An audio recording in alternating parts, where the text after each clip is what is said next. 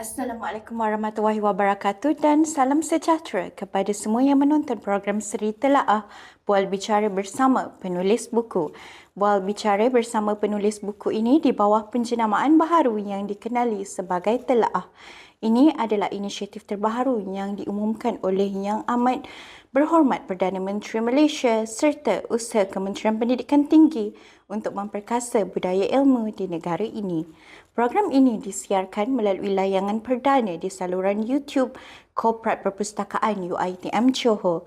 Sebelum resensi ini dimulakan, suka saya mengingatkan bahawa maklumat yang disampaikan dalam program hari ini adalah bagi tujuan pembudayaan ilmu sahaja. Ianya hanyalah pendapat dan komen peribadi panel dan bukan pendirian rasmi universiti. Pihak universiti tidak bertanggungjawab mengenai komen dan pendapat yang dikeluarkan atau disampaikan. Saya Cik Ainur Mardiah binti Rahman, pensyarah Fakulti Pengurusan UiTM Cawangan Johor, kampus Segamat selaku kemudi anda pada hari ini.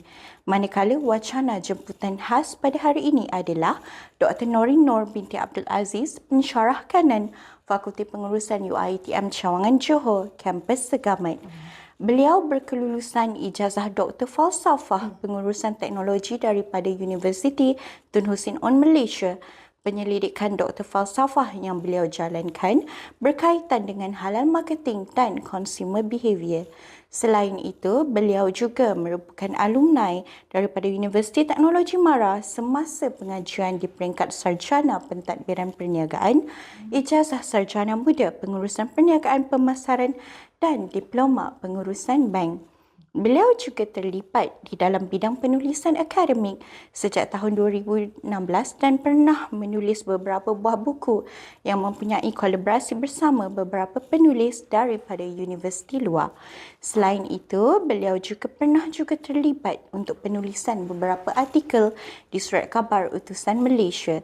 Seterusnya, beliau juga pernah terlibat sebagai penceramah berkaitan tajuk pemasaran digital kepada usahawan untuk agensi Lembaga Lada Malaysia serta Suruhanjaya Komunikasi dan Multimedia Malaysia, Cawangan Johor.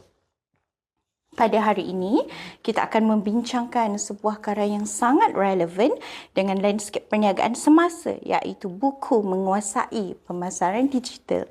Buku ini menghimpunkan panduan, strategi dan amalan terbaik dalam pemasaran digital yang semakin menjadi keperluan utama kepada usahawan, pemasar dan organisasi dalam era pendigitalan.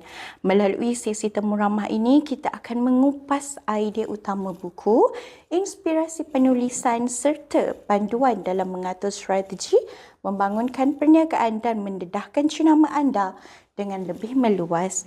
Baiklah Dr. Norin, apakah latar belakang yang mendorong doktor menulis buku Menguasai Pemasaran Digital dan bagaimanakah idea asal tercetusnya penulisan buku ini?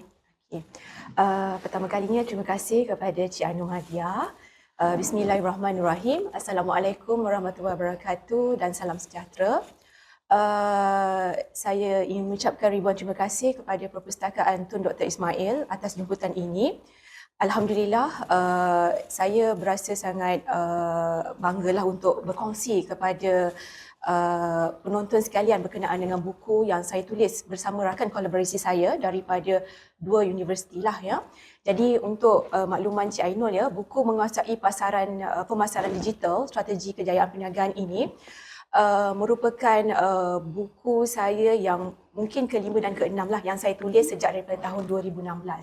Latar belakang yang mendorong saya untuk menulis buku ini sebenarnya adalah bermula daripada kolaborasi saya bersama-sama dengan rakan-rakan saya daripada Universiti Malaysia Pahang, Sultan Abdullah ataupun yang dipanggil sebagai UMPSA melalui Grant Inovasi Sosial dan Komuniti ya. Buku ini sebenarnya kami tulis berdasarkan kepada keperluan grant tersebutlah ya, di mana untuk makluman Cik Ainur dan penonton sekalian, buku ini di bawah Grant Inovasi Sosial yang berjumlah RM20,000 dan kami perlu memberi latihan pemasaran kepada usahawan-usahawan yang terdiri daripada ibu-ibu tunggal yang terletak di Kampung Sri Damai, Kuantan, Pahang. Jadi melalui latihan pemasaran yang kami jalankan ya, untuk makluman Cik Ainul ya, sebab kami perlu menjalankan latihan pemasaran dan memberi latihan kepada para usahawan ini, mengajar mereka dan sebagainya. Jadi kami merasakan bahawa ada keperluan untuk mewujudkan buku ini. Dan tambahan lagi, latar belakang saya di dalam bidang pemasaran dan juga pemasaran digital membuatkan saya rasa sangat berminatlah untuk bersama-sama berkolaborasi bersama rakan-rakan daripada UMPSA dan juga salah satunya daripada Universiti Pendidikan Sultan Idris. Itu satulah. Yang kedua, memandangkan saya juga merupakan pensyarah yang mengajar dan juga boleh dikatakan sebagai pensyarah sumber yang terlibat secara langsung untuk pemasaran digital di kampus UiTM Segamat ini bagi program ijazah sarjana muda pemasaran digital. Jadi saya rasa saya perlu menyumbang sesuatu lah kepada pihak komuniti. Oleh yang demikian, saya rasa itu sebenarnya tujuan utama kenapa saya berminat untuk menulis dan menyumbanglah sebahagian daripada penulisan buku ini. Baiklah, terima kasih perkongsian yang sangat menarik. Apakah objektif utama penulisan buku ini dan keunikan buku menguasai pemasaran digital berbanding buku lain di pasaran? Okey, dari segi objektif utama pemasaran mungkin seperti yang telah saya maklumkan sebelum inilah ya, memandangkan buku ini merupakan inisiatif daripada grant komuniti tersebut. Jadi kami merasakan ianya satu keperluan ya. Bila kita sebut berkenaan dengan objektif sebenarnya, bila kita menyampaikan sesuatu kepada usahawan, bagi saya keperluan buku itu sendiri adalah sangat penting. Okey, di mana di dalam buku ini ada diletakkan bab-bab yang berkaitan lah.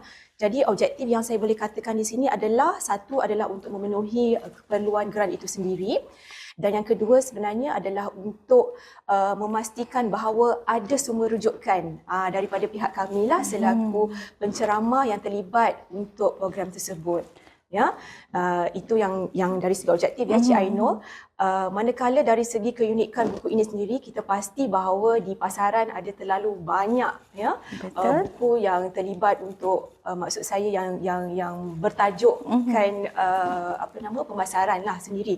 Tetapi bagi saya pemasaran digital itu adalah sesuatu yang baru pada era kini, dan saya pasti bahawa kita ada banyak ya, kalau kita tengok di TikTok, di YouTube dan sebagainya, kita ada banyak penceramah yang menyampaikan maklumat berkaitan dengan pemasaran digital. Jadi bagi saya keunikan buku ini sebenarnya adalah tulisan daripada pensyarah yang terlibat. Ya, sebagai pensyarah sebenarnya walaupun kami ini terlibat secara langsung ya melalui sesi akademik bermaksud mengajarlah ya, tapi kami juga orang kata boleh berkongsilah ya kepada para usahawan dari segi teori dan juga praktikal. Jadi saya rasa itu keunikanlah buku tersebutlah untuk komuniti kita lah yang kita ingin kongsikan. Okey, menarik. Jadi siapakah sasaran utama pembaca buku ini dan mesej paling penting yang ingin doktor sampaikan kepada pembaca? Okey. Sebut berkenaan dengan komuniti, dan saya pasti Cik Ainul mungkin pernah terlibat ya Cik Ainul dalam projek komuniti. Ya, betul. Jadi sasaran kami untuk projek komuniti ini, bila kita sebut komuniti saja, kita tahu bahawa komuniti ini sebenarnya besar. Ya, komuniti ini boleh merangkumi mereka yang terlibat secara langsung ataupun tidak langsunglah kepada projek kami lah. Jadi untuk buku ini jadi saya tumpukan kepada buku inilah, memandangkan tajuk buku ini sendiri menguasai pemasaran digital, strategi kejayaan perniagaan. Jadi sasaran utama kami sebenarnya untuk buku ini adalah kepada usahawan. Jadi sebab tu kalau Cik Ainul baca buku tersebutlah, kami menggunakan bahasa yang orang kata sangat santai dan mudah difahami. Sebab kita tahu bila kita ni pensyarah sebenarnya kita mengajar di kelas menggunakan buku yang memang kita tahulah. Betul ya, untuk memberi orang kata pengajaran kepada pelajar-pelajar kita. Akan tetapi bila kita sebut berkenaan dengan usahawan, kita pasti mereka datang daripada pelbagai golongan. Okey, jadi sebab itulah sasaran utama kami untuk buku ini adalah secara spesifiknya adalah kepada usahawan, iaitu ibu tunggal lah bagi projek kami ini ya. Jadi untuk makluman Cik Ainul, sebenarnya projek kami ini adalah kolaborasi juga bersama dengan Persatuan Ibu Tunggal lah di salah sebuah daerah di Kuantan. Jadi kita faham bahawa ibu tunggal ini datang daripada pelbagai orang kata apa? Pelbagai latar belakang. Jadi itu antara satulah. Yang pertama adalah ibu tunggal itu sendirilah semasa projek berkenaan.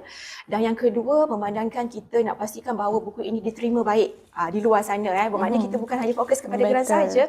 Jadi kita nak pastikan bahawa buku ini diterima baik. Jadi kami juga mensasarkan bahawa buku ini juga boleh digunakan oleh mereka yang berada di luar sana lah. Terutamanya mereka yang terlibat dalam perniagaan, jika ingin belajar secara teori contohnya, ataupun secara akademik. Contohnya sekiranya mana-mana universiti yang berminat, mereka juga boleh menggunakan buku inilah. Dan kita tahu bahawa di Universiti UiTM Cawangan Johor Kampus Gamat sendiri, kita ada program iaitu program ijazah sarjana muda pemasaran digital. Jadi bagi saya benda ni, buku ini juga sesuailah digunakan oleh pelajar-pelajar di sinilah sebagai rujukan. Okay, baiklah, nampaknya sasaran utama itu sangat holistik, bukan kepada komuniti, malah kepada akademik juga. Jadi untuk pendapat doktor, apakah topik atau bab yang doktor rasakan paling signifikan dalam buku ni? Okay, right. Terima kasih Cik Ainul. Sebut perkataan dengan bab mungkin saya boleh ceritakan bermula daripada peringkat pertama lah, seperti yang saya maklumkan sebelum ini. Projek ini merupakan kolaborasi saya daripada wakil tunggal lah orang kata Cik Ainul, daripada Universiti UiTM Cawangan Johor Kampus Segamat, dan juga kolaborasi bersama dengan UMPSA dan juga UPSI. Kami terlibat secara, kalau ikutkan dalam geran tu seramai 5 orang lah, tapi penulis buku tersebut adalah 3 orang. Jadi bab yang ada di dalam buku ini adalah sebanyak 10 bab, merangkumi semualah daripada ilmu pemasaran itu sendiri sehingga kepada pemasaran digital. Dan sebut kepada bab yang signifikan kepada saya Cik Ainul, buku ini saya tulis sendiri untuk bab untuk bab 7 dan juga 9, di mana bab 7 dan 9 itu adalah berkenaan dengan asas pemasaran itu sendiri. Kalau mungkin Cik Ainul pernah dengar berkenaan dengan marketing mix dan sebagainya. Jadi buku ini saya tulis berkenaan dengan asas pemasaran itu yang terdiri daripada 7P. Jadi itu bab 7. Dan seterusnya adalah bab 9, di mana bab 9 adalah berkaitan dengan pemasaran digital itu sendiri. Jadi apa yang ingin saya kongsikan di sini bahawa bila kita terlibat di dalam pengurusan perniagaan sebagai contoh, kita perlu mengetahui dari segi asas pemasaran itu sendirilah. Sebab tu saya merasakan bahawa bab tersebut sangat signifikan kepada saya. Satu, kenapa? Latar belakang saya sendirilah sebagai pensyarah yang mengajar pemasaran digital. Dan yang kedua, memandangkan sebelum ni saya pernah juga memberi ceramah kepada beberapa usahawan, dan saya merasakan bahawa teori itu sangat penting. Kita belajar praktikal, tapi teori untuk mengetahui sebagai contoh apa kandungan yang ada dalam pemasaran sebab untuk makluman Cik Ainul sendiri pun mungkin pernah mengajarkan, kita perlu tahu bahawa bagaimana untuk mengenal pasti produk dari segi price, harga sebagai contoh, promosi dan sebagainya.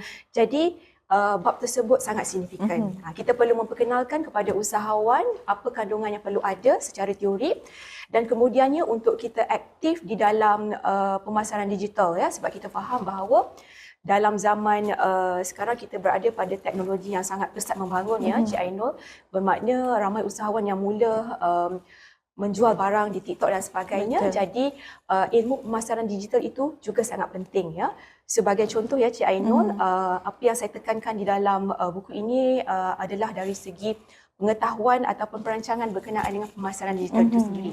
Sebagai contoh, yang kita tahu bahawa like post, share post dan sebagainya adalah sangat penting. Itu yang paling kita inginkanlah sebenarnya daripada buku ini. Jadi saya rasa bahawa itulah antara 2 bab yang sangat signifikan kepada saya lah berkenaan dengan buku ini. Baiklah, kita berhenti sebentar, kembali selepas ini. Buku ini banyak ilmunya. Dengan kupasan yang lagi menarik, kembalinya selepas rehat ini. Jom ikuti media sosial Perpustakaan Tun Dr. Ismail. Kembali lagi dalam program Siri Telaah Bual Bicara bersama penulis buku. Baiklah, seterusnya doktor, apakah cabaran utama doktor sepanjang proses penulisan buku ini dan berapa lama masa yang diambil untuk menyiapkan buku ini? Okey. Terima kasih Cik Ainul. Ada 2 soalan Cik Ainul. Yang pertama adalah dari segi cabaran. yang kedua dari segi masa yang diambil ya. Okey, saya mulakan dahulu dengan cabaranlah untuk penulisan buku ini. Seperti yang saya sebut sebelum ini ya, bahawa tempoh penulisan buku ini telah diberi oleh pihak Grant selama 1 tahun. Jadi dalam masa 1 tahun untuk menyelesaikan program ya, bermakna kami perlu menjalankan sesi latihan bersama usahawan dan dalam masa yang sama kami juga perlu menulis buku dan tak lupa juga dengan tugas hakiki kita ya Cik Ainur, sebab kita tahu bahawa setiap universiti ni pasti ada tugas hakiki yang sama ataupun berbeza ya. Seperti saya di UiTM umpamanya, ya, kami perlu menjalankan kelas untuk 2 semester dan bagi saya itu antara cabarannya. Sebab kita perlu melihat kepada timeline yang telah disediakan oleh pihak Grant. Ya. Jadi apa yang saya boleh katakan di sini, cabaran utama saya adalah satu dari segi untuk penulisan buku, ya, penulisan buku tersebutlah. Okay, seperti yang saya maklum sebelum ini, ya, Cik Ainul, kami bekerjasama seramai 5 orang ya penulis buku yang terlibat yang saya maklumkan sebelum ini daripada UMPSA dan juga UPSI. Jadi pastinya kami daripada bidang yang berbeza ya sebab mereka lebih kepada keusahawanan dan saya lebih kepada pemasaran digital. Jadi untuk kami duduk bersama ya berbincang pembahagian bab penulisan dan sebagainya. Jadi pastinya ia mengambil masa ya Cik Ainul. Jadi apa yang saya boleh katakan di sini, satu dari segi cabaran masa untuk saya set up ya Cik Ainul, sebab kadang-kadang kita ni kalau nak menulis ya, sebab sebelum ni saya pernah juga menulis beberapa buku. Saya bukan jenis maksudnya okey bila kita tulis kita simpan macam kita buat tesis PhD ya Cik Ainul ya. Bermakna tempoh tersebut sebenarnya akan mengambil masa ya. Satu, kita perlu duduk bersama untuk melihat kembali dari segi topik umpamanya. Itu yang pertama. Yang kedua, dari segi pengurusan masa. Ya Cik Ainul, sebab untuk menulis ini sebenarnya, macam saya maklumkan sebelum ini, bila kita sebut tempoh 1 tahun. Jadi dalam tempoh 1 tahun tersebut, bila kita tolak dari segi semester kita mengajar dan sebagainya, research dan sebagainya, jadi masa yang tinggal tu sebenarnya tidaklah berapa banyak. Ya, sebab kita kena faham, bila kita duduk dalam satu tu, dalam tim saya tu ya Cik Ainul, dia kena ada seorang, orang kata yang boleh jadi sebagai first factor lah. Ya? Sebab kenapa? Sebagai ketua, beliau perlu melihat perjalanan penulisan tu orang kata mengikut timeline yang diberi. Jadi saya rasa itu cabaran yang utama lah. Saya ingat masa tu saya juga perlu terlibat secara langsung untuk kerja-kerja berkaitan dengan fakulti. Ya. Jadi bila kita duduk, walaupun kita pernah mengajar ya Cik Ainul topik berkenaan, tapi bagi saya untuk kita duduk dan untuk kita serasikan dengan keperluan usahawan tu sendiri. Sebab kita bila menulis buku ni sangat berbeza dengan penulisan buku akademik ya. Sebab buku yang kita tulis ini kita buat dalam bahasa Melayu, dalam bahasa yang kita rasa mudah dan santai. Jadi pastinya itu satu cabaran kepada saya lah. Okay, kita cuba nak, orang kata cuba nak serasikan dengan keperluan usahawan ya. Contohnya macam ibu tunggal contohnya. Jadi saya pasti itu cabaran yang sangat, orang kata sangat besar lah dari segi masa. And then yang kedua, macam saya maklumkan pada Cik Ainul, bila kita menulis ni, dia bukan sekadar maksudnya menulis sahaja. Sebab kita perlu terlibat secara langsung. Contohnya, selepas kita hantar kepada penerbit, penerbit akan menyimak, kita kena menyunting dan sebagainya. Jadi proses tersebut sangatlah panjang. Saya ingat masa tu, kami telah selesai 10 bab ya. Jadi dah selesai 10 bab, kita pulangkan kembali kepada penerbit, kemudian kami perlu menyunting, menyimak dan sebagainya lah. Penulisan indeks. Kita perlu semak satu-satu. Itu antara mungkin saya rasakan sebagai cabaran. Tapi bukan bermaksud cabaran yang saya rasa terlalu besar, tapi saya rasa itu satu pengalaman yang sangat manis buat saya. Jadi itulah antara cabaran dia. Kemudian bila kita nak menyampaikan latihan pemasaran tersebut ya Cik Ainul, sebab bila kita sampaikan latihan pemasaran tersebut, sebagai contohlah saya mungkin terlibat untuk bab 7 dan 9 contohnya. Jadi bila kita nak terangkan kepada usahawan tersebut sebenarnya, kita tak boleh menggunakan terms yang terlalu, orang kata terlalu tinggi. Betul. Aras tinggi. Jadi kita kena sesuai dengan keadaan lah. Sebab kita faham mereka ni daripada pelbagai golongan. Jadi saya pasti walaupun orang kata bekerja secara fizikal tu nampak agak orang kata nampak agak penat, tetapi bila kita perah kita punya otak untuk berfikir dan sebagainya, itu pun salah satu cabaran buat saya lah. Sebab kita ni bukan hanya tertakluk pada penulisan tetapi kepada tugas hakiki kita. Itu yang pertama cabaran tadilah. Soalan yang kedua tadi Cik Ainul, Okey. dari segi apa tadi? Okey, soalan yang kedua berkaitan dengan berapa lama masa yang diambil Okey. untuk siapkan buku ni? Okey. Terima kasih. Okey, sebut berkenaan dengan berapa lama, saya ingat projek penulisan, projek geran inilah ya, tercetus pada tahun 2022 lah jika tak silap saya. Masa tu saya ingat rakan kolaborasi saya daripada UMASA ada menjemput saya lah untuk sama-sama terlibat. Di masa tu saya ingat masa tu kita baru selesai pandemik ya, masa tahun Ya, 2020. betul. Post-COVID. Jadi masa tu kita masih belum keluar dan sebagainya. Jadi orang kata dengan teknologi yang ada ni, kami berbincang dan saya setujulah untuk berkolaborasi memandangkan ini merupakan projek saya yang ketiga lah bersama komuniti, bersama geran. Sebab sebelum ni, untuk makluman Cik Ainul, saya juga ada projek bersama komuniti semasa zaman pandemik saya. Kalau Cik Ainul pernah dengar dahulu lah Teaching on the Go. Pun sama, projek yang lebih kurang sama. Cuba kali ni, bila saya terlibat untuk projek pemasaran digital tu sendiri, sebab pemasaran digital tu sangat dekat di hati saya. Jadi tempoh lama tu, macam saya cakap, 2022 kami duduk berbincang. Kemudian 2023, tak silap saya pada awal tahun lah ya, kami merancang untuk mengadakan latihan pemasaran kepada ibu tunggal tersebut lah. Sebab untuk makluman Cik Ainul ya, projek geran komuniti ini adalah kolaborasi bersama dengan Persatuan Ibu Tunggal Daerah Kuantan. Oh, menarik. Ya, kami ada lebih kurang 40. 40 peserta yang terlibat lah. Dan tempoh tu agak lama. Kenapa? Sebab kami perlu duduk, perlu berbincang untuk menghasilkan draft, secara draft. Masa permulaan tu, kami buat secara draft saja. Dia tak boleh maknanya siap buku kita terus bagi latihan. Itu memang ambil masa Cik Ainul. Jadi kami lebih kepada duduk, kami buat draft. Kemudian kami berbincanglah sesama tim kami lah. Alhamdulillah saya ada tim yang sangat baik dan ketua yang sangat baik. Jadi kami berbincang, kemudian kami menyampaikan latihan tersebut lah. Jadi latihan pemasaran tersebut dia bukan sekadar teori ya, seperti contohnya Cik Ainul saya nak kongsikan ya. Sebab saya terlibat untuk bab 7 iaitu asas pemasaran itu sendiri ya. Seperti yang Cik Ainul tahu bahawa asas pemasaran itu sendiri mengandungi marketing mix ya, jika Cik Ainul ingatlah ya.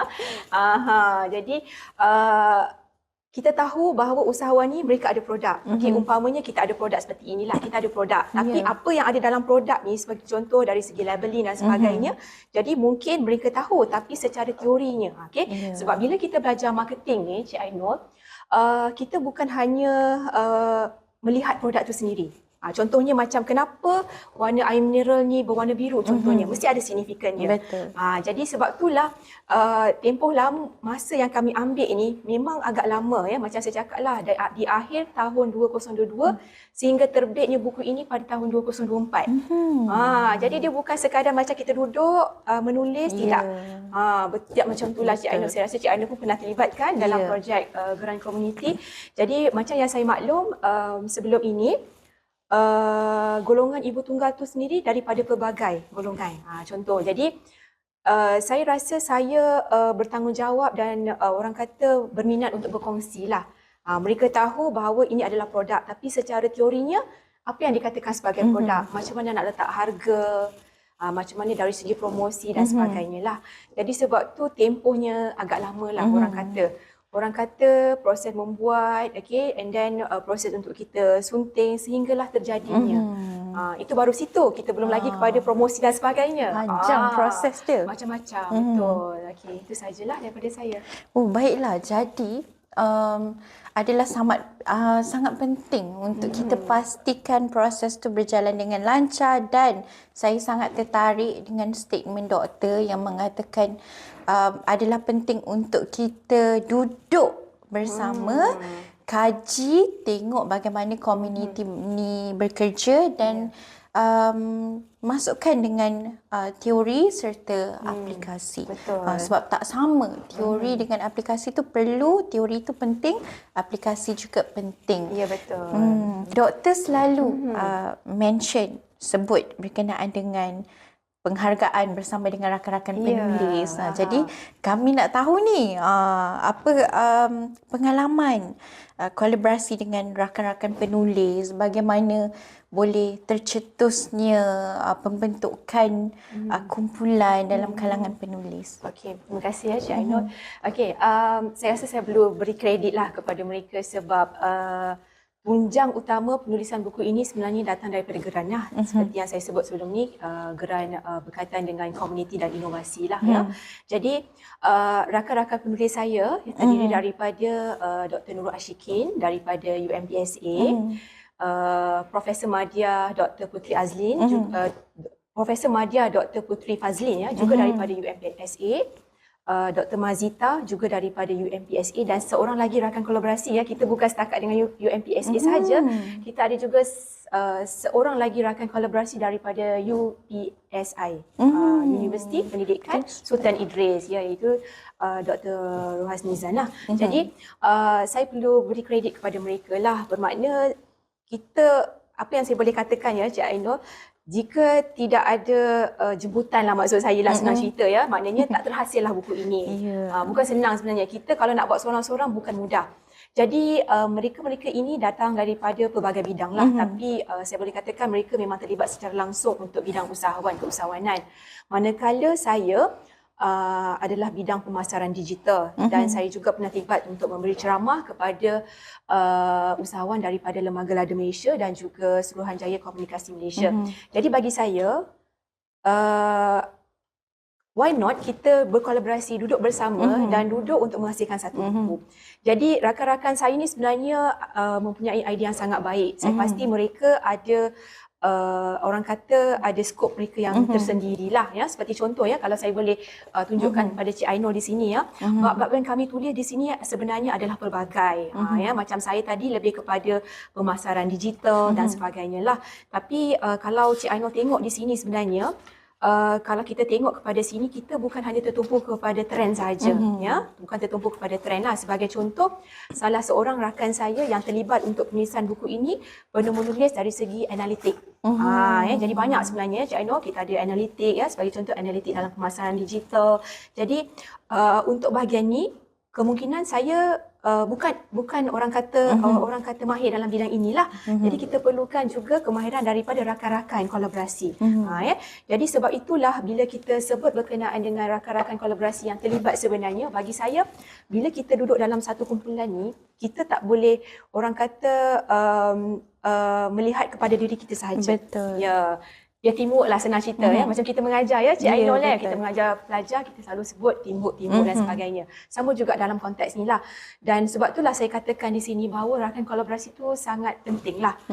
Sebenarnya sebelum ini pun saya pernah juga menghasilkan satu buku yang lain ya, Cik Ainul, bersama rakan kolaborasi saya. Jadi saya rasa orang kata tu kebersamaan tu ada. Maknanya kita ada. Dan bila ada tu maknanya senang untuk kita bekerja. Betul. Walaupun saya pasti masing-masing dengan tugas masing-masing, dan sebagainya. Jadi bagi saya itu bukanlah orang kata satu benda yang sangat ni. Kita boleh selesaikan lah. Sebab saya ingat masa zaman tu kita baru menyesuaikan diri nak keluar daripada rumah. Lepas pandemik.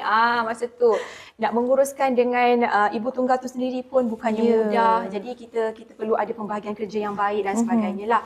Sebab sehinggalah mungkin saya boleh kongsi ya Cik Ainul, sehinggalah daripada kami berada kepada fasa akhir editing. Editing memang sangat bercabar ya, walaupun sebenarnya proses buku tersebut telah pun siap. Sebab untuk makluman Cik Ainul, kami perlu menghasilkan buku dalam muka surat yang orang kata lebih daripada 100 muka surat. Banyak itu tu. satu sebenarnya. Jadi ada beberapa syarat yang kami perlu uruskan lah. Itu satu. Dan yang kedua bagi saya adalah dari segi jarak. Sebab UMPSA tu sendiri terletak di Pahang, UPSI tu terletak di Perak dan saya di hujung Johor. Jadi bila di hujung Johor ni kita perlu orang kata maksud saya handphone tu, grup WhatsApp tu sebenarnya orang kata riuh lah. Yang seorang di sana, seorang di sini. Tapi bagi saya benda tu tak ada masalah. Jadi alhamdulillah dalam tempoh setahun lebih tu kami berjayalah melahirkan buku inilah untuk kegunaan semualah. Itu yang boleh saya kongsikanlah kepada Cik Ainul. Pentingnya bersama dengan rakan kolaborasi dengan pelbagai kepakaran dan bidang untuk menjadikannya satu kenyataan dalam sebuah naskah. Ya Okey. betul. Baiklah, okey, kita ada soalan penting. Oh, soalan penting ya. Oh, takut saya. Perancangan seterusnya. perancangan Okey, seterusnya. apa perancangan seterusnya selepas pelbagai geran, projek komuniti dan penghasilan buku, apa future plan doktor? Okey. Sebut berkenaan dengan perancangan masa hadapan lah. Tapi orang kata masa depan tak akan datang sekiranya kita tak ada pengalaman yang terdahulu. Ya. Betul. Alhamdulillah sebenarnya sepanjang tempoh saya bekerja di UiTM Kampus Gamat ni sebenarnya saya bersyukur sebab banyak peluang sebenarnya Cik Ainul ya. Kita banyak peluang pihak UiTM, pihak kementerian dan sebagainya ada menyediakan pelbagai geran. Nah, mungkin saya mulakan dahulu dengan kisah dahulu kemudian ke masa hadapan. Boleh tak Cik Ainul? tak ada Orang kata masalah, kalau tak ada doktor. yang terdahulu tak adalah masa hadapan ya. Setuju, betul. Jadi pada saya lah ya, pada saya sebenarnya bila kita sebut berkenaan dengan perancangan masa hadapan, pertama saya kena melihat dari segi sejarah saya dahululah ya.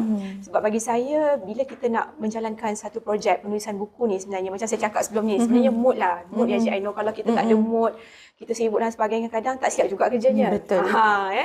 Jadi sebelum ni saya pernah terlibat dalam penulisan buku alumni bersama tim alumni lah. Saya perlu kredit pada mereka juga. Saya ingat masa tu kami terlibat dalam penulisan buku untuk berceritakan berkenaan dengan biografi alumni. Saya perlu pergi ke kami dibagikan kepada beberapa alumni dan perlu menulis buku.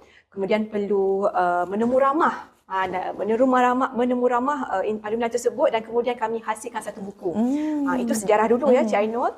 Kemudian saya juga ada pernah menulis satu buku teks masa tu. Saya ingatlah bersama salah seorang daripada rakan kolaborasi saya juga masa zaman tu. Masa zaman tersebut berkolaborasi bersama dengan pencerah daripada UMK, Universiti Malaysia Kelantan. Saya banyak belah-belah sana Cik Ainul.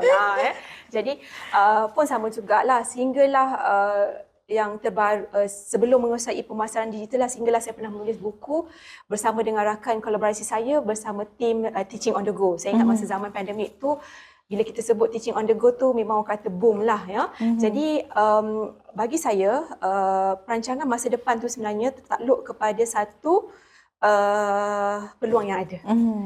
Dan sekarang pun saya bersama-sama dengan tim saya ada terlibat untuk satu projek komuniti di mana kami juga sebenarnya rentetan daripada ni juga ya Cik Ainul, sebab untuk makluman Cik Ainul dan rakan-rakan semua, saya terlibat secara langsung untuk projek Sulam.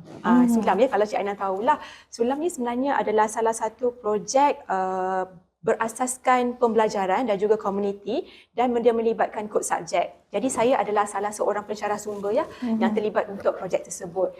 Jadi rentetan daripada penulisan ni sebenarnya sebab projek ini sebenarnya dah selesai tapi masih jualan buku masih ada. Kejap lagi kita cerita ya. Tak sabar tu. Tak sabar kan. Cuma apa yang saya nak kongsikan di sini bila kita sebut daripada perancangan masa hadapan ya. Jadi selepas selesai sahaja projek saya bersama dengan rakan kolaborasi daripada UMPSA dengan UPSI, kami ada lagi satu projek komuniti di mana projek komuniti tersebut melibatkan beberapa usahawan tapi kali ini kita fokus kepada daerah Segamat. Kenapa daerah Segamat? Satu, kita tahu kita berada di UiTM Cawangan Johor Kampus Segamat. Jadi apa salahnya ya sekiranya kita memberi semula kepada komuniti yang terlibat. Sebab tu projek saya yang akan datang ini melibatkan satu geran komuniti daripada UiTM Johor. Saya harus berterima kasihlah kepada pihak UiTM Johor kerana memberi geran tersebut dan insya-Allah sekiranya orang kata ada rezeki dan sebagainya, jadi kita akan berkongsi pula dengan usahawan-usahawan yang berada di sekitar Segamat. Jadi rentetan daripada penulisan buku ini sebenarnya senang cerita bila kita sebut tentang perancangan masa hadapan adalah kita cuba nak ini adalah dalam bentuk buku ya Cik Ainul. Kali ni kita cuba nak pastikan bahawa maklumat tersebut kita akan sampaikan kepada usahawan dan usahawan cuba untuk mengaplikasikan. Bermakna dia bukan setakat macam tu je. Ya, dia tidak habis di buku saja. Betul ya. Sebab sebelum ni kita bercerita dengan ibu tunggal. Mereka mendengar. Tapi kita tak pasti adakah mereka meneruskan ataupun tidak. Tapi kali ini dan projek ni pun sedang berjalan ya Cik Ainul. InsyaAllah tahun ni kita akan jalankan projek tersebut. Jadi kita mengajar secara teori. Kita ajar contohnya pemasaran tu apa, pemasaran digital tu apa pentingnya engagement dan sebagainya. Tapi kali ni kita buat secara hands on dan kita pilih beberapa usahawan dan kita ajar mereka. Jadi senang cerita, projek ni bukan setakat berhenti sampai situ saja. Kita nak pastikan bahawa kelestarian pemasaran digital itu kepada usahawan tersebut berlaku. Bermakna mereka buat. Jadi itu antara plan saya lah, Cik Ainul. Kita kadang-kadang boleh orang kata boleh merancang. Ya, betul. Dan kita harap insya-Allah lah semoga ianya berlaku lah. Ya, doakan ya Cik Ainul. InsyaAllah, mudah-mudahan.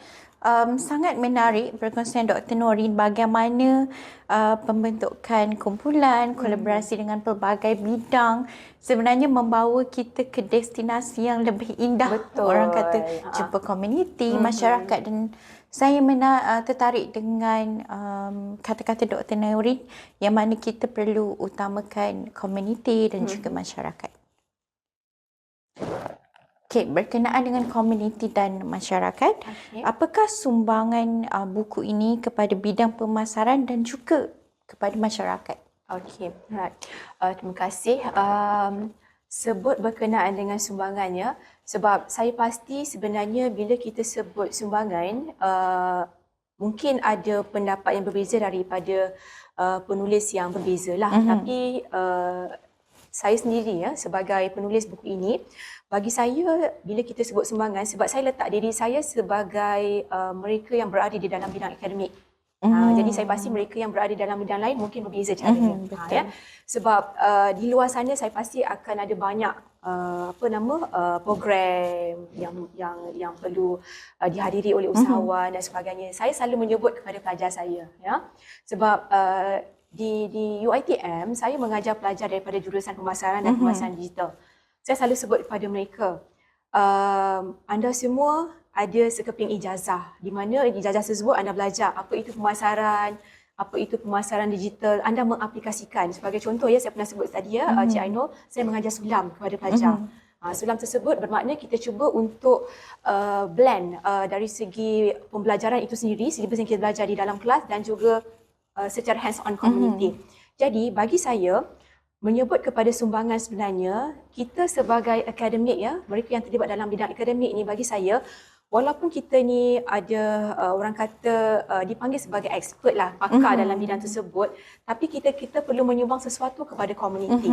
Kita tak boleh hanya duduk di dalam universiti itu saja, sebab fasa kita di universiti itu dengan fasa mereka yang berada di luar adalah sangat berbeza. Betul. Sebab saya sangat, orang kata sangat bersyukur sebab terlibat secara langsung lah untuk projek sulam yang seperti saya sebut lah. Sebenarnya sulam ni sebenarnya adalah idea dan cetusan daripada pihak KPT itu sendiri. Jadi boleh dikatakan setiap semester saya menjalankan projek tersebut lah. Bila kita letak diri kita di universiti, kita melihat ianya sebagai satu bidang akademik. Kita mengajar, contohnya kita mengajar di kelas, kita mengajar bab 1, selesai bab 1, selesai bab 2. Lepas tu student akan duduk untuk ujian dan sebagainya untuk menilai dari segi kemampuan mereka. Tetapi adakah mereka tahu bahawa bila mereka berada di luar dan berhubung dengan usahawan umpamanya? Sebab kita pasti usahawan ni ada terdiri daripada pelbagai golongan. Ada yang mungkin daripada kategori mereka yang berpendapatan kurang, sederhana ataupun tinggi. Jadi cara mereka berfikir, cara mereka membuat keputusan adalah berbeza. Jadi bagi saya, bila kita sebut sumbangan, macam saya sebut, saya dan rakan-rakan kami adalah bidang akademik. Jadi tugas kami adalah untuk berkongsi, berkongsi ilmu lah. Sebab kalau kita pakar saja tapi tidak berkongsi ilmu, bermakna tak terjadinya benda tu. Jadi sebab itulah orang kata, bila kita nak memberi sumbangan satu yang pernah saya kongsikan adalah sebelum ni saya pernah terlibat sebagai penceramah Cik Ainul. Jadi bila kita terlibat tu, kita menyampaikan, contohnya sebelum ni mungkin kita sampaikan berkenaan dengan asas pemasaran. Tapi adakah usahawan tersebut tahu ataupun tidak sebagai contoh? Mereka mungkin tahu ini adalah produk sebagai contoh. Tapi adakah mereka tahu apa signifikannya warna biru tersebut kepada produk tersebut? Macam Cadbury kan, kenapa warna purple umpamanya? Jadi untuk sumbangan ni, saya apa yang saya boleh kongsikan di sinilah dengan lahirnya buku ini, saya amat berharap sebenarnya saya fokus kepada dua lah Cik Ainul. Satu, saya nak lihat bahawa buku ini diterima baik oleh usahawan. Okey. Contohnya ada rujukan. Kita ada rujukan dan sebagainya. Bermakna bila usahawan melihat, mereka boleh mengaplikasikan apa itu asas pemasaran dan sebagainya, melihat dari segi analitik dan keperluan yang pertama. Yang kedua, sumbangan yang saya boleh katakan adalah dari segi akademik. Bermakna dia bukan terhenti semasa di luar sahaja. Dalaman pun mungkin perlu ada. Betul. Sebab kita mengajar melalui teori, tapi orang luar akan melihat itu dari segi praktikal. Betul. Sebab tu macam saya sebut tadi pada Cik Ainul, sebab saya selalu sebut pada pelajar-pelajar saya. Anda semua ada ijazah, sekeping ijazah pemasaran umpamanya. Anda boleh untuk berkongsi pengalaman dan sebagainya lah. Ya, walaupun pengalaman anda mungkin tak sama dengan pengalaman usahawan, sebab bagi saya usahawan pengalaman yang sangat besar di luar. Jadi dalam konteks ni, apa yang saya boleh katakan sini, saya amat berharap bahawa ada sesuatu yang boleh diterimalah oleh pihak luar sana lah. Sebab macam saya sebutkan, selain daripada kita mengeluarkan buku, sebenarnya kita amat berharap bahawa mereka mengaplikasikanlah proses tersebut. Jadi itulah saya amat berharaplah, macam saya sebut tadilah, sumbangan ini berterusan lah orang kata. Ilmu tu berterusan lah, ya Cik Ainul. Okey. Saya sangat tersentuh hati bila Dr. Norin sentuh berkenaan komuniti. Daripada bagaimana kita melihat perkembangan daripada dia tiada apa-apa. Boleh buat konten, boleh tingkatkan pencernaan pendapatan, ibu tunggal, komuniti. Dan saya sendiri pernah turun padang melihat pelajar-pelajar ini membantu golongan rentan untuk pastikan perniagaan dia berjalan dengan lancar. Dan saya juga pernah nampaklah kalau nak ikut pengalaman, saya pernah pergi ke satu kedai yang mana biasalah budak-budak pemasaran pelajar kan, dia akan ditugaskan untuk membantu usahawan, komuniti, IKS dan sebagainya. Dan bila saya kembali ke kedai itu, saya lihat usahawan tersebut buat konten, buat live dan sebagainya. Dan melihat perkembangan itu, saya rasa penting untuk kita usahakan implement teori dan juga ajar pelajar-pelajar dan juga usahawan untuk mengembangkan perniagaan. Jadi betul, ilmu itu haruslah berterusan. Alright. Okey, baiklah kita ke sesi yang agak santai boleh ya doktor? Boleh. Sebab saya tak sabar sebenarnya, daripada tadi saya riki-riki buku ni, apa yang ada dekat dalam buku ni, apa isi kandungan. Baiklah, ini buku menguasai pemasaran digital. Ya doktor? Okey. Saya tengok sekejap riki-riki lah, okey. Bahasa dia sangat mudah, senang untuk faham. Cumanya saya ada beberapa soalan lah nak tanya. Kita tanya orang tuan kedai. Kedai. Okey, saya ada baca dekat dalam bab 7 berkenaan dengan marketing mix. Ada 7 marketing mix yang ada dalam buku ni lah. Yang mana kalau mungkin usahawan mungkin rasa macam apa 7 piece ni. So doktor boleh tak kupas sikit apa pentingnya kita tahu pasal 7 piece ataupun 4 piece dalam perniagaan. Okey, betul. Terima kasih ya Cik Ainul. Okey, sebut berkenaan dengan 7 piece lah sebenarnya ya. Di universiti, bila kita belajar marketing ataupun teori, kita memperkenalkan kepada pelajar-pelajar apa itu marketing mix ataupun dalam bahasa Melayunya kita sebut sebagai campuran pemasaran lah. Ya. Jadi itu adalah secara teori. Dan di pihak usahawan pula, mereka melihat apa produk yang ada depan mata sebagai contoh, harga yang ditawarkan, di mana produk tersebut dijual dan apa teknik pemasaran. Betul. Itu mereka lihat dari segi praktikal. Ya. Jadi daripada buku yang saya tulis ini sebenarnya adalah penting bahawa sekiranya usahawan menjual produk tersebut, mereka juga perlu faham dan juga perlu tahu bagaimana pemasaran ataupun teori pemasaran itu wujud. Okey, umpamanya beginilah ya, Cik Aino, sebab saya ada seorang rakan ya yang menjual produk, menjual produk bakery di Segamat. Merupakan salah seorang usahawan yang terlibat dalam projek saya jugalah.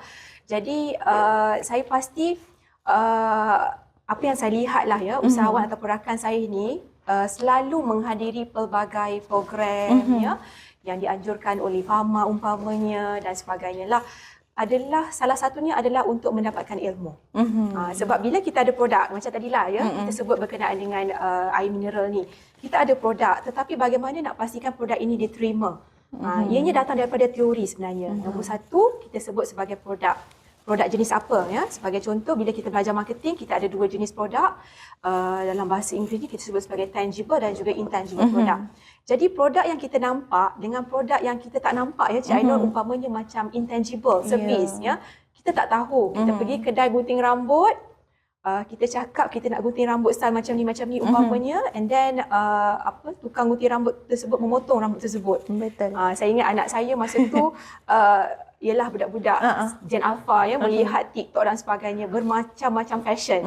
And then dah potong rambut tak sama macam yang dia nak. Itu servis namanya, Cik Ainul. Jadi dalam bila kita belajar marketing ni, macam saya sebut tadilah bab 7 tu tadi, 7 P's tu tadi, kita kena tahu produk. Okay, satu produk and then harga, macam mana nak letakkan harga sebagai contoh. Adakah relevan untuk meletakkan air mineral ni sebagai contohnya RM RM1.99. Okey, kalau Cik Ainul tengok harga dia RM1.99, adakah Cik Ainul merasakan harganya murah atau mahal umpamanya? Pada saya harga dia murah lah. Cuma ni untuk aspek usahawan, untung ke? Ya. Sebab 1.99 kita nampak RM1 je. Psikologi. Tapi itu adalah psychological pricing. Maknanya harganya sebenarnya kita perlu membayar dengan harga RM2 umpamanya. Betul. Jadi sebab itu bila kita belajar secara detail lah orang kata pricing ya ataupun harga, kita tahu kenapa perusahaan perlu letakkan harga yang sedemikian. Sama juga sekiranya kita melihat dari segi place umpamanya. Sebab sekarang ni kita faham bahawa bila kita sebut place, kita ada banyak tempat. Kita ada tempat dari segi physically, bermakna contohnya umpamanya kalau kita nak beli barang-barang runcit, kita pergi ke Speedmart. Tapi dalam masa yang sama, orang sekarang pun membeli barang runcit melalui Shopee. Beli sabun melalui Shopee, beli ni melalui Shopee dan umpamanya. Jadi itu adalah keperluan place. Jadi bila kita melihat buku ini, kita belajar apa pentingnya kedudukan di mana tempat jualan tersebut. Itu yang inilah ya. Dan selain daripada itu dan pastinya promosi ya, apa orang kata proses dan sebagainya, itu adalah sesuatu yang kita perlu tahu. Bermakna apa yang boleh saya simpulkan di sini ya, Cik Ainul, bab 7 tu tadi menyentuh berkenaan dengan marketing mix lah ataupun pemasaran campuran. Jadi ada dua aspek yang berbeza. Kita ajar dari segi akademik. Tapi usahawan melihat benda tu dari segi apa yang mereka tahu. Tapi seandainya mereka faham, mereka boleh mengaplikasikan. Seperti yang saya sebutlah, rakan saya yang usahawan tersebut. Kami berborak biasa saja. Contohnya saya kata dia ada kek, macam mana dia nak jual kek tersebut. Saya sebutlah kek tersebut, gabungan warna, nama kek tersebut. Sebab tu sekarang nama nampak agak catchy ya. Agak fancy, agak catchy dan sebagainya. Jadi teori sangat penting. Bermakna teori dengan praktikal tu perlu berjalan seiring lah. Itu yang mungkin saya boleh kongsilah ya, Cik Ainul. Pentingnya kita sebagai akademia dan juga usahawan untuk tahu asas-asas pemasaran digital supaya perjalanan produk itu tersusun hendaknya. Macam betul usahawan tahu ini produk dia. Tapi macam mana dia nak beritahu kepada pengguna ataupun bakal-bakal orang kata klien ataupun customer. Harga, psychological pricing, macam mana nak tarik pengguna untuk membeli dan sebagainya. Dan itu semua sangat penting. Mungkin usahawan tahu apa yang dia tahu, tapi penting untuk kita alignkan dengan teori dan juga praktikal. Saya tertarik dengan bab 9 juga. Bab 9. Dr. Norin asyik cakap berkenaan dengan asas.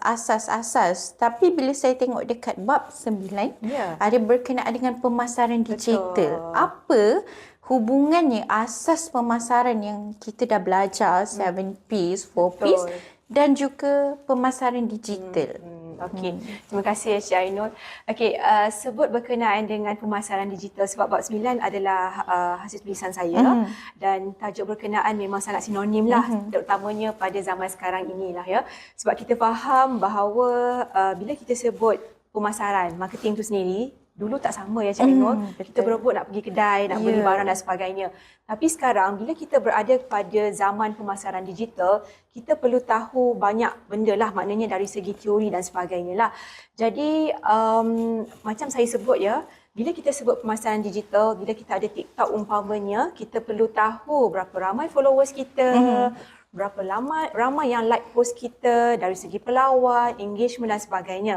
Jadi macam sebelum ni kita tahu teori, Popis lah, kita ada produk. Tapi bagaimana kita nak berkomunikasi dengan pelanggan kita yang tidak ada di depan mata kita. Bukan mudah ya, sebab sebelum ni kalau kita nak jual barang, kita boleh sebut sahaja pelanggan yang berada di depan mata kita. Tetapi bila kita sebut pemasaran digital, siapa pelawat kita umpamanya, adakah engagement itu penting ataupun tidak. Jadi bagi saya, untuk kita mencorak sesuatu kelainan dalam pemasaran digital tu, asas dan perancangan itu sangat penting. Kita kemudi, kita ada TikTok, adakah TikTok kita mencapai apa orang kata mencapai had yang kita inginkan, seperti yang kita lihat lah. Sebab setakat kita bercerita, contoh umpamanya kita nak bercerita kita nak jual mineral ni, adakah kita punya mereka yang melihat kita satu ataupun dua orang?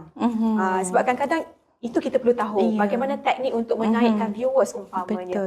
Kan? Jadi bagi saya bila kita sebut pemasaran digital tu penting untuk para usahawan dan juga para pembeli tahu bahawa secara teorinya kita perlu tahu jumlah pelawat umpamanya, masa yang sesuai untuk kita post dan sebagainya, live dan sebagainya. Sebab tu kalau Cik Ainul perasan ya, banyakkan live dibuat waktu pagi, kan? Adakah waktu pagi tu sangat sinonim umpamanya? Kenapa tak buat waktu kerja umpamanya? Sebab kita kena tahu siapa sasaran kita.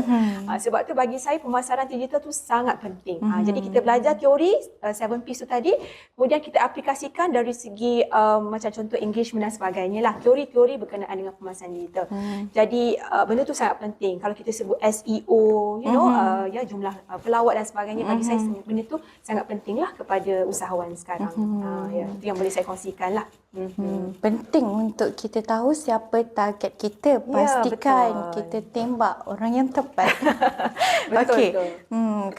Kalau sekadar mungkin masa yang kita ada tak cukup untuk kita olah segala ilmu berkenaan dengan pemasaran digital. Jadi saya ingin menjemput sesiapa yang ingin dapatkan buku menguasai pemasaran digital, boleh dapatkan di Shopee UMPSA. Betul, penerbit UMPSA. Penerbit UMPSA. Harga berapa Dr. Norin? Harga insya-Allah berbaloi RM42 sahaja. Tetapi banyak ilmu yang anda dapatlah daripada buku ini. RM42 untuk ilmu yang penuh bermanfaat. Jadi jangan lupa dapatkan di Shopee akaun penerbit UMPSA.